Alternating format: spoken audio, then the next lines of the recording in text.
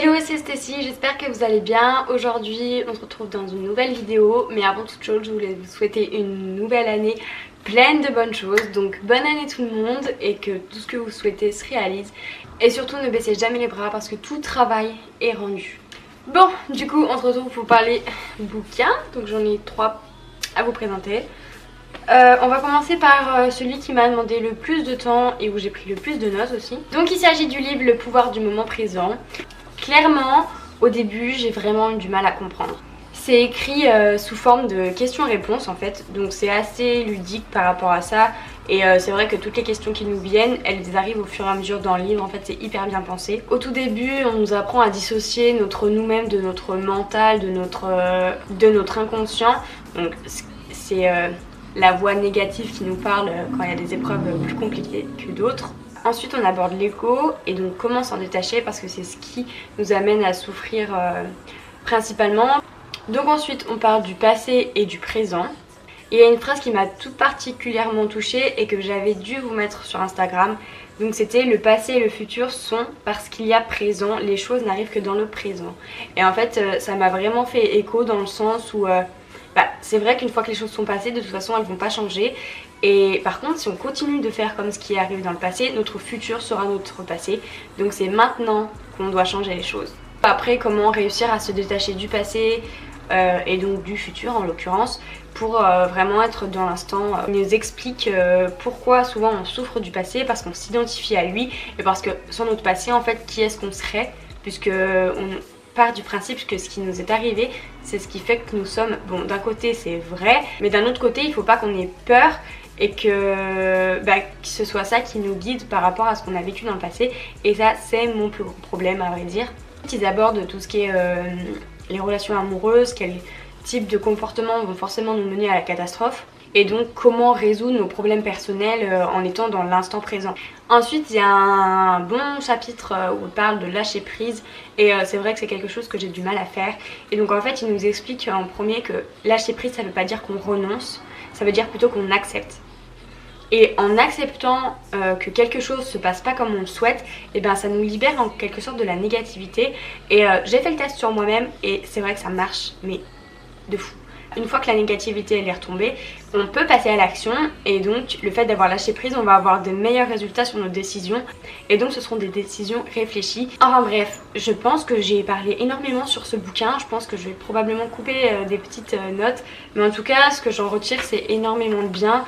Et même si j'ai eu du mal à la comprendre au début, en fait au fur et à mesure, les mots, les étapes elles rentrent dans l'ordre. Et ça a été hyper bénéfique et c'est vraiment un livre que je vous recommande. Mais vraiment, je pense que c'est dans les deux, dans mon top 3. Le deuxième que j'ai lu, donc c'est Faire la paix avec soi, 365 méditations quotidiennes. Et donc c'est de Etty Hillesum. L'auteur c'était une déportée à Auschwitz. Donc déjà ça c'est assez perturbant en quelque sorte. Et donc elle a écrit 11 carnets pendant cette période et elle les avait confiés à une amie avant de mourir parce que du coup elle n'est pas sortie des camps de concentration. Et en fait ces 365 méditations elles sont extraites du livre principal qui est Une ville bouleversée. Et donc justement c'est assez bouleversant dans le sens où c'était une personne qui a vécu dans une période compliquée, donc pendant la guerre. Et on s'imagine qu'à ces moments-là, c'est impossible d'être heureuse, c'est impossible de voir le côté positif de la chose. Et en fait, ils nous disent qu'elle a trouvé la lumière en fait dans l'obscurité. Et c'est assez intriguant, j'avouerais. Mais surtout aussi motivant parce que même dans des conditions pareilles, elle a réussi. Donc si nous, à notre époque, on peut pas le faire, mais personne ne pourrait le faire dans ce cas. Et donc du coup, ça donne d'autant plus envie. Alors certaines pensées elles sont assez spéciales dans le sens où il y a beaucoup d'images, d'images pas à proprement parler. Pour dire simplement en fait c'est vachement imagé et il faut lire entre les lignes. Mais les phrases en principe elles portent vraiment à réflexion et certaines elles m'ont vraiment touchée. Et donc dans le livre il y a des phrases autant philosophiques si je peux appeler ça comme ça, que des pensées personnelles sur son état d'esprit à ce moment-là, comment elle se sent, etc. Il y a beaucoup aussi de références à Dieu, parce que du coup, c'était sa façon à elle de se sentir mieux, d'être accompagnée en fait. Donc je l'ai bien aimé, mais c'est vrai que je vais pas en parler plus que ça parce que c'est pas livres que j'ai préférés en fait. Dans l'ensemble, en fait j'ai surtout eu plein de petites ondes positives, plein de petites phrases qui m'ont cogité, mais c'est vrai que ça m'a pas été comme le livre précédent. Ensuite il y a celui-ci, donc c'est Méditation sur la vie, donc il est de Christophe André et Anne Ducrot, je sais même pas comment on dit. Donc alors celui-là j'ai vraiment beaucoup aimé. La façon dont il est construit j'ai vraiment apprécié. Et en gros ce livre c'est censé être un peu une sorte de GPS de méditation. Donc le livre il est censé nous ouvrir l'esprit et à changer nos repères. Donc en fait il y a des chapitres qui sont faits en fonction des phases de notre vie. Donc notre naissance, notre adolescence, enfin notre jeunesse, etc. etc. Et donc au tout début il commence par rappeler l'importance de la vie en majuscule. Et c'est vrai que parfois on a tendance à oublier certaines choses et c'est dommage. Donc le livre nous rappelle toutes les choses essentielles de chaque phase de notre vie. À chaque fin de chapitre il y a plusieurs poèmes qui sont en rapport avec la phase évoquée juste avant. Et je trouve plutôt ça sympa dans le sens où ça nous force à lire encore un peu plus entre les lignes. Hop, me voilà, la caméra avait coupé. Comme je disais, le livre est créé avec des phases et donc dans chaque phase on nous rappelle l'importance de celle-ci, ce qu'on peut en tirer. Ce qui est réellement important en fait. On a également aussi donc après les phases de naissance, adolescence, après plus tard on a la vieillesse, on a la mort et entre temps on a un peu tout ce qui est sentiment, donc l'amour, la souffrance aussi.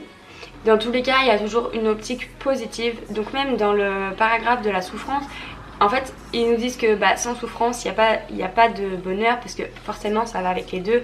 Et après on a notre façon d'apprivoiser la souffrance, de la comprendre et de la digérer, ce qui fait qu'on continue notre vie d'une manière différente au fur et à mesure. On finit par les phases de la vieillesse, de la mort, et il y a une phrase qui m'a résonné en quelque sorte parce que c'est quelque chose que je crois vraiment. C'est: la mort n'est pas la fin, c'est un accouchement vers la lumière.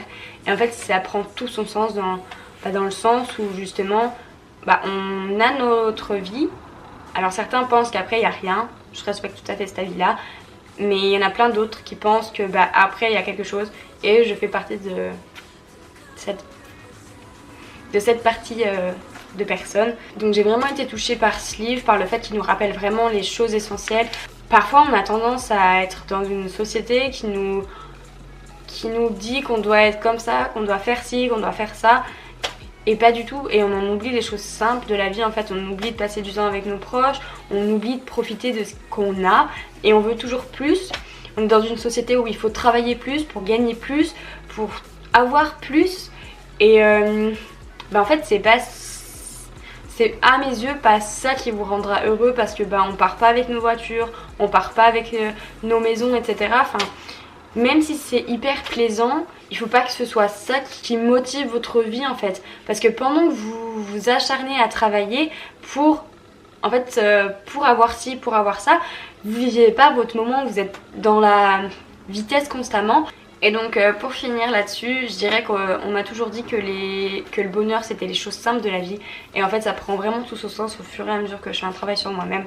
Et j'espère que vous arriverez à comprendre le sens de tout ça, et j'espère que les petits bouquins que je vous conseille peuvent vous aider. Mon compte il suit mon évolution, et j'ai réussi à trouver en fait cette paix en moi-même, parce que c'est vrai que j'ai été beaucoup bouleversée par énormément d'événements, et je pensais pas qu'un jour je ressentirais tout ça, que je verrais la vie sous cet angle là. Et en fait d'avoir vécu le pire entre guillemets, mon pire à moi, parce qu'il y a pire partout ailleurs, en ayant vécu mon pire à moi, et que j'ai mon entre guillemets meilleur à moi, j'ai envie que vous ayez votre pire, mais surtout que vous ayez votre meilleur maintenant. Et si je peux être l'intermédiaire entre vous et votre future vie beaucoup plus épanouie, en fait c'est tout ce que je souhaite, parce que je souhaite à tout le monde d'être content de se réveiller, à tout le monde d'être content de regarder dehors, de se rendre compte de plein de choses, de profiter des choses essentielles de la vie. Cette vidéo va être sûrement, probablement hyper longue. Je m'excuse par avance. Si j'ai réussi à couper correctement, j'espère que la vidéo vous a plu. J'espère qu'elle vous aura appris 2-3 petits trucs, qu'elle vous aura donné envie si vous n'êtes pas adepte de tout ce domaine là. Et en attendant une prochaine vidéo, je vous fais des bisous. Ciao!